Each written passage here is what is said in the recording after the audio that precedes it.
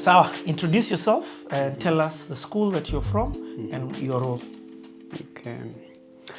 Good evening to you all. I'm Francis Njenga. I work at Juja Preparatory and Senior Schools. My role currently, I'm the Assistant School Administrator in charge of academics. And when I speak of academics, we are talking about a school that hosts two curricula under one umbrella. We have the local curriculum, that is CBE, that has just been from CBC, now we have CBE. We also host the British IGCSE curriculum. Cambridge, that's right. So for the local curriculum, we start from kindergarten, which you refer to as JKS. And the K is for kindergarten.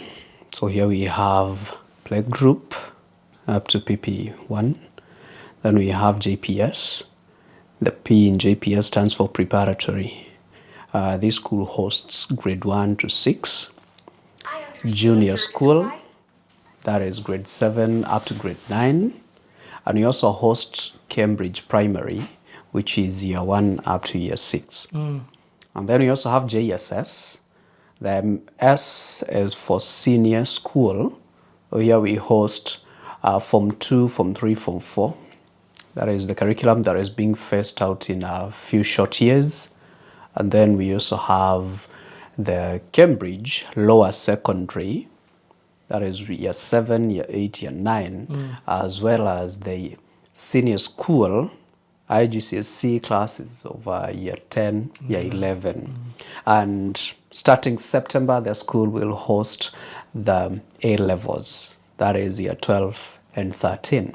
So the current year 11s will be the pioneer class at Juja Preparatory and Senior Schools, and the most senior class at senior level, that is A levels. And you're the school administrator for all of these different... I'm the school administrator in charge of academics at JPS. Okay. JPS, as I said, that is the preparatory section. The primary, the junior school, and the Cambridge primary. Okay. Noted on that. So now, explain to somebody, or explain to me, what's the difference in learning between... Because I've understood from 844 to CBC. So why did now CBC become CBE? Or is it becoming? Well, the difference is not that much great. Let's not try to split hairs here. Okay. It's not like they are reinventing the wheel, like starting all over from scratch. Now we kick the CBC out the door and in comes CBE. CBC, as you'll understand, is competency-based curriculum. And then in CBC, we still had CBA. That is competency-based assessment. So there is the curriculum, and then there is the way in which it is assessed. That's what CBA covers. And now CBE is the umbrella that covers the two. Competency-based education, under it will have the curriculum and the way in which the curriculum will be assessed. Now both of them come under one cover of competency-based education. It is a system that is designed to solve or address most of the shortcomings that we have had in the country for decades. The disconnect between what is learnt in class, what is taught even at the university level, compared to what is needed at the market level. The issue of graduates coming out of school and still cannot find something to do in the society. Those are the things that the curriculum seeks to address. But that's just one of the things that will be addressed by this curriculum. Okay, so sounds like then you're happy with this new curriculum switching from the 844? Calling it new is one of the issues I will take with your statement, because the curriculum is not new per se.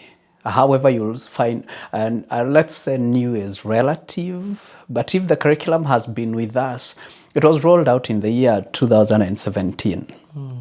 So this is the 9th year, I get if my math is right. I don't think it's still new. Okay. Based on how you want to look at it, though. No, you're right. It's not new. You're just, in fact, if anything, you're educating me. Hence my questions. So, with that understanding, and especially with what it is that you do, what then has this experience been for you? And actually, let me even maybe start from the genesis. How did you then end up hearing and coming for this? This trip? Yes. Okay. Let me start by saying that at Juja Preparatory and Senior Schools, we have the founders, Dr. Richard Muigai and Margaret Muigai, madam. These are forward-thinking pioneers who know that the people who own the school is not them, but the community. The community being Juja, Kiambu, Kenya, and now we are serving East Africa and the United States and the UK and so many other countries. This is our community. You understand now the community is not just your immediate surrounding where you can throw a stone. With the digital technology, now the community is global. So Dr. Muigai and Madam Margaret Muigai, they are not the owners of this school because without the community there will be no school. And in that essence, they understand also that the needs of the school will be addressed by those people who come in to solve the problems that we have in the country by giving the children what they need, by nurturing the talents that we have, by looking at the curriculum and interpreting it to the letter and spirit, the philosophy behind CBE. And so, to that extent, Juja Preparatory will always take the first step, or will be the first ones to attend any benchmarking that is out there, any new information that regards education and benefiting the children. The school will always take the first lead, or be the lead in going out there to understand and to gather this new information. Whether the benchmarking is local in the country, other schools, we can always learn from other schools in our locality. There's someone else who's always doing better than you. In some way they'll be doing better than you, you'll be doing better than them. And so there is that symbiotic relationship between our schools in the country. Whether the benchmarking is with experts in the fields, will always be there. This is not the first time that the school is sending a delegation to Estonia and its surroundings. This will be the second time. And so when this opportunity presented itself, the school knew that it's not going to let it slip. Those people who are not there in the first delegation will get an opportunity also to drink from the same fountain. And when they go back, Juja becomes richer than poorer, regardless of the cost implications that are involved, because there are the people who will go back and educate the rest. And then years to come, there others will get an opportunity to do the same. Someone else will be sitting in this couch maybe a year from now, a few months from now. Who's to say about the future? I love it. First of all, you're very articulate. I like the way you express yourself. I'm sure you do a pretty good, decent job when you're back in your environment, in your community. I'll take that as a compliment. It is. So back to the experience. So now that I've understood, first and foremost, I need to say this on camera. Congratulations I applaud your directors for being such forward thinking and understanding that they can replicate themselves by empowering those who serve the community. That is forward thinking, because they've not sent one or two people here. They've used their resources, their finances to send a delegation of you. Five. That is, it's unprecedented and needs to be applauded. It is. Yeah. So number one, that. Number two, now I want to understand from your perspective, what has been your observation as you've interacted with the different countries, schools, institutions, formal education and even informal education, maybe what you've seen, what you've experienced? Sure, that's a broad subject, but I'll try to narrow it down to the takeaways or the take home. We started from Sweden. We've had an opportunity to visit Finland or Helsinki.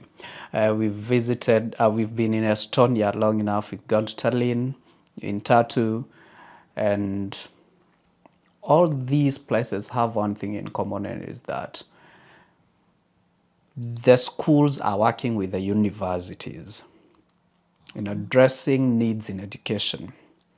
I don't think we see much of these back home, where the universities are the ones that are developing the learning material or the resources. Mostly in my country or in our country, you'll find it's the KICD, the KLB, the Jomo Kenyatta Foundation and the likes who are tasked with this huge responsibility. Most of the teachers who are in class actually are also working with the university, whether it's as researchers or preparing the next crop of teachers. And this is one of the biggest takeaways that we would like also in policy to change in our country. However, you look at the way they are looking at, they're integrating technology in learning. This is what we are trying to do back home, but we have barely scratched the surface. Literally, we have miles and miles to go before we can reach where these countries have reached in that extent. However, we cannot be compared to people who are still sitting on the couch thinking of the journey, but rather we are on the journey. The only thing we haven't done is to reach there, but we are already aiming to get there. Maybe not as the first ones, but to get there on time. We still have a couple of years to catch up. The beauty of it is that we don't have to take 20 years to get where Estonia, Finland, Sweden are. We can maybe run. We could fly there. We could do a crash program to get to that extent because the desire is there. We've already identified that the problem is there. We've already acknowledged that the problem is there. To prescribe a solution will not be so hard since we've already accepted that the problem is there and this is the solution that we need to take. The medicine may be bitter, may be costly, the treatment, but it's what we need. Of course, if I talk about other things, there is the question of trust, discipline.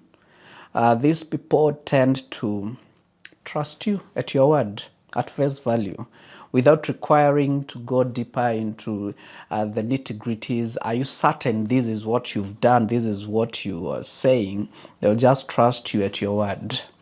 And I know that doesn't come from nowhere. It's because they have been doing these kind of things time and time again, and it reached a point where you don't have any reason to mistrust what the other person has said. That's big take home for us as well. And as Mother Teresa would say, if everyone sweeps their doorstep, the world would be a cleaner place. So if you do the right thing, the next person does the right thing, the other person does the right thing, we don't have to worry about the chapter 6s of our constitution and questions of integrity. This aspect of trust, within Juja, do you feel like you're given that trust? I wouldn't be here if the school did not trust me. I went in as just a mere teacher with no position, as a classroom teacher, but through the years, this is my 8th year, just for the record. I've seen myself rise from one position to the next, being entrusted with the next responsibility. Of course, when you are given an opportunity, not just to be in charge of the children, but also you're supposed to lead a group of adults who actually know what they are doing and what they are supposed to be doing. It's not a small responsibility. And that speaks to the trust and respect that the management accords to a person in my position. And it would be very wrong for me to abuse that trust, because once you do it, it will be very hard for them to even trust the next person and the one that comes after you. So you don't just spoil for yourself, but you spoil for maybe 2 or 3 other people who come after you. That thinking that you have right there, where for you it's not just, it's already community thinking. It's something that we saw here in terms of how they approach their culture. Yeah. It's like they have a group mentality in terms of this is for the next person, so take care of it. Have it be from the scooters to the education. And it's something that I picked up from the value aspect of here. Sure. What are your thoughts on that, or what are your observations? Not just here per se, but you travel. You know, even the aspect of CBE, if you allow me to go back it again, CBE still stands on 3 pillars, just like the idea of a milking stool. And you know the milking stool, why did it have 3 legs? Because the people of the past understood one thing, that on an uneven ground, the 3 legs are better than 4 in terms of stability. Okay? Those old people are very smart. And we stand on their shoulders today, where we look forward. And the next generation will stand on our shoulders, and so on and so forth. So the 3 legs on our milking stool: 1 is parental empowerment and engagement. 2, we have the corporate social responsibility. And we have what we call value-based education. That's what I want to dwell on. VBE. Value-based education is almost a new concept in Kenya, and if it's not new, then it has been quiet for the longest time possible. It has been stifled, don't ask me by whom, because we bear that responsibility. But this is a concept you'll find in very many countries that have made leaps and bounds into the future. Japan, for instance. Their curriculum has values. The people in Japan have values. You take the same concept you ran, you've been to Finland. You've seen the things that I'm talking about. That is brought about by the values these people possess. From home, at school, and in the society as general. You don't prepare a child for your home. You prepare a child in a way that they are going to survive in the society without being social misfits or delinquents. The same concept, you'll find it here. It's about values. If those values were possessed by each and every child who comes through our hands as teachers,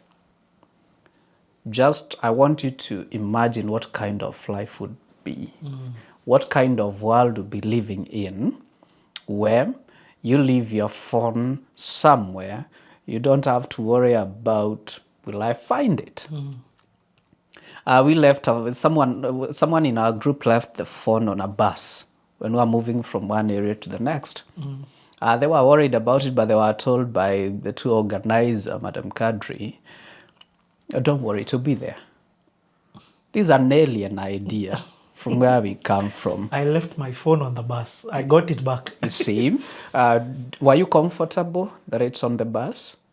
I was scared in the beginning, but even the shock that the bus had left and turned around to bring you the phone was already foreign. See? That is about values. It's not about how much mathematics that person can understand in a class. It's not about how much they can manipulate apparatus in a science lab. It's about what makes us human. And, you know, we don't want to have bright people. We don't want to have very sharp individuals in the society who can design a 142-floor building. That is important, yes. We also want someone who can balance our books, the loans that we are talking about today, the development in the country, meeting the needs in the society and that kind of thing. But most importantly, we want someone who's actually human, which is a concept that we don't talk about much. What makes us human? I'll leave that to you and the viewers to digest. Those are the concepts that you want to look at. But in essence, also the idea of timekeeping. Very important. I am sure you've been called to a meeting, to an interview where either you went there late and you didn't feel so guilty about it, or you went there early, or you went there on time and you had to wait on someone who also came in and they were not as much as apologetic as you'd have wanted to make you feel good and all. But here the concept of time is not just a suggestion. Time is king around here. Time rules everything. And when you schedule something to happen at a particular time, it's not a suggestion at all. This happens, as they say, like clockwork. Wow. I mean, that's a lot of takeout that you've had. Let me just ask, is there something, and probably subconsciously, consciously, there are things that you're going to implement. Yeah, sure. But I'd just like to understand, is there one particular thing or two or three, I don't know how many you'll share, but that you feel like is urgent for you to implement from what you've seen here? Definitely. The idea behind CBE was to create schools and classrooms that are child-friendly. Children should enjoy being at school. Countless times you'll have children burning institutions, the dorms and all, because they're not where they want to be.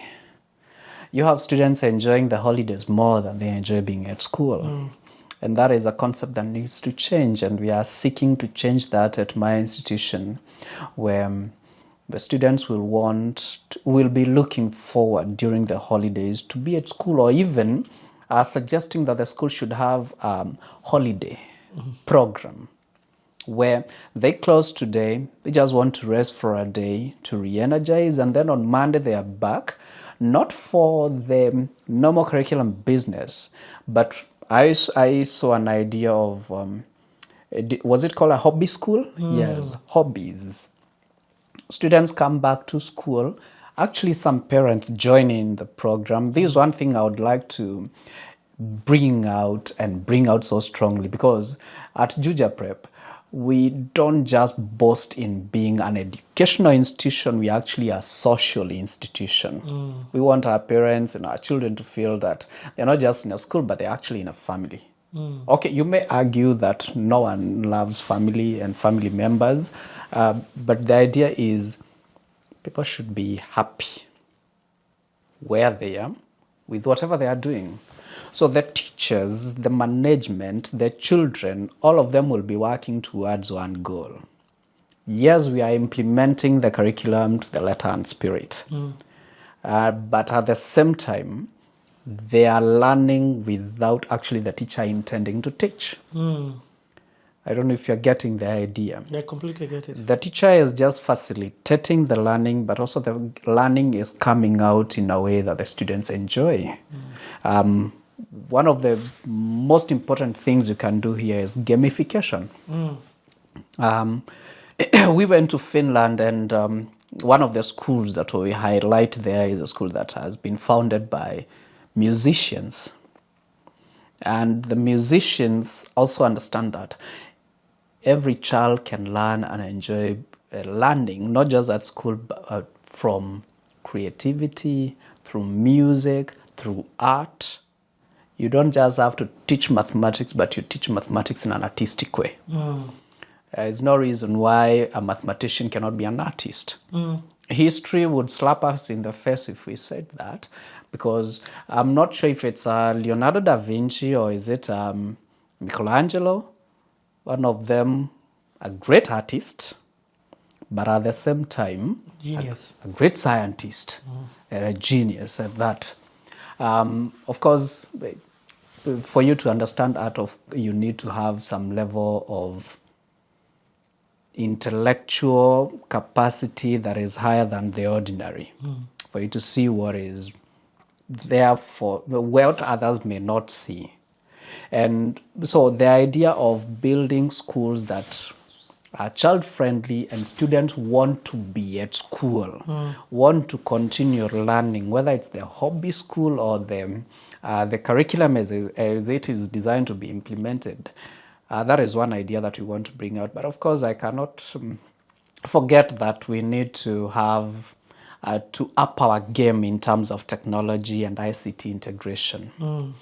Most of the teachers that we spoke to here, or a good number of them, they are what we are calling designers. When I speak of an idea of a designer in the country, someone will only think of either a fashion designer or a web designer, people in tech. But we actually have someone called learning designer. This is almost alien, and I could see the reaction on most people's faces when we mentioned when a learning designer was mentioned. But actually, I'm a student of it. A learning designer, and there's a person who designs the curriculum in a way that a student will not only enjoy, but a student will understand much, much easier. So it's not just the concept of learning pedagogies, but you're also going a notch higher to bring it out in a way that a learner will retain the knowledge, a learner will enjoy, but a learner also sees the significance of learning whatever you're teaching. But at the same time, and this is the secret, you teach without intending to teach. Learners learn without the intention of learning, but they are learning at the same time. That has been so profound, and you've shared such insights and wisdom, even about things that maybe I didn't attend those sessions. And one of the things that I'm going to do is make sure that everything that we filmed is available and freely accessible, so that it also gives you some tools to be able to share with others, and maybe they can understand more what it is that you're saying. Very important. Second last question. What would you say to somebody about this trip in general? Somebody who's thinking, I've seen this. What would you say? A person who has not been on this trip, either now or before, they definitely need to get on it.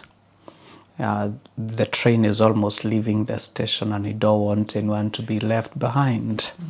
The experiences we are talking about, you won't just get enough with us, with hearing us speak about it, but you actually would need to get your toes in the water. Feel how cold it is, or how warm it is, or how it feels. You need to come, because again, this is like an art. It's like art, and with art, everyone interprets it in their own way. We all have different perspectives. We all look at one thing, but we'll see different things. So for those who are yet to decide, they are undecided. For those who haven't heard, it is worth every minute, every sacrifice, every cent. Knowledge is invaluable that you'll acquire here. And then when you get it, don't just bottle it, go and spread it. Go light other candles out there and increase the brightness.